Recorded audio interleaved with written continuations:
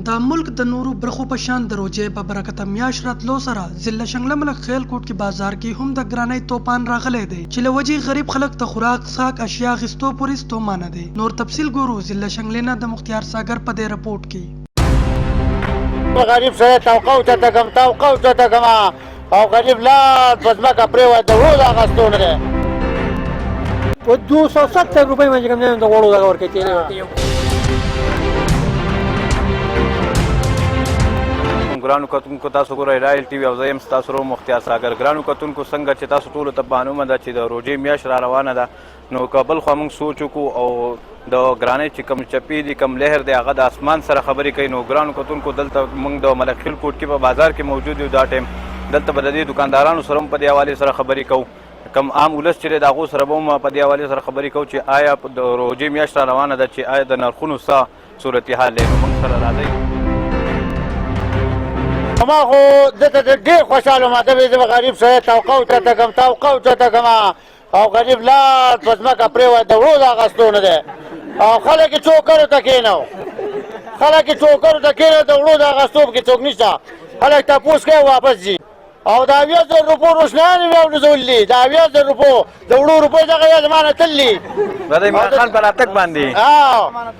ما ویل چې عمران خان به راشي او غریبانو له به څه پیکټ شي او څه عوام به بدل کړي، هغه لا ښه پزماکه ومنډو.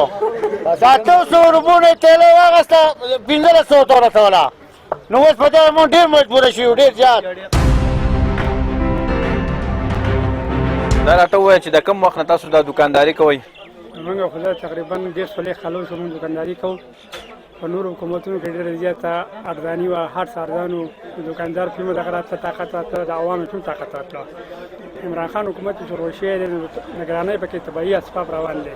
روز ورځ هر شی ګرانېږي. په یو هفته باندې موږ غوړي کوز کو 50 په ډبې ارزاني، په بل هفته باندې 50 په ډبې د هغې نور زیات خطر دی. وړه چې کوم دي هغه 1400 روپو ته ورسېده او ګوړه چې کوم دی هغه 200 روپو زړی ته ورسېده. چیني دغه شان ګران ده، هر څه ګران دي، بېروزګاري زیاته ده. خلک ټول په مشکلات کې پراته دی، هر سړی چې کوم دی پریشان. وزیر اعظم صاحب ډېر زیات یې وکړو د خلکو سره په روژه کې هم او په دا کې هم. ماښام به ووایي په ټي وي باندې چې یاره سهار به هر څه ارزانې، چیني به ارزانې، غوړي به ارزانې. دا دوکانداران یا هر څوک ډیلران چې هغه به واپس ولګي، په دقه شپه به شی ګران کړي. مهنګايي حد کې ده. زما لکه زه ته خپل لاول وایم چې زه بېروزګار یم، دا ټول دنیا بېروزګار دا چې ولاړ دي. لکه د هیڅ چا په یو شي باندې پیره نه راځي، نه په غوړو راځي نه په چینی راځي. چې کوم ماحول روان دی د ګرانۍ په حوالې باندې تاسو څه ویل غواړئ؟ بس ګراني راغل ده ډېره زیاته، ډېره مهنګايي ده او زمونږ پته نه لګي چې د عمران خان ګناه دی که زمونږ د خپل ګناه دی، هېڅ پته لا مونږ ته نه لګي. په دغه روپۍ موږ غوړي وي په 170 روپۍ، دا دې باندې په 270 روپۍ. دغه حال نو دا خو روژه ده، پکار دا وه چې روژې له څه پیکجونه پیکجونه ورکړل دي که لوټي سټور لا نو هغې کم دي، هغه لا شی ګران دی. موږ چې کوم دی نو په 270 روپۍ باندې کوم دی د غوړو دغه ورکوي تیل ورکوي 1 کیلو. بازار کې په دغه ورکوي په 240.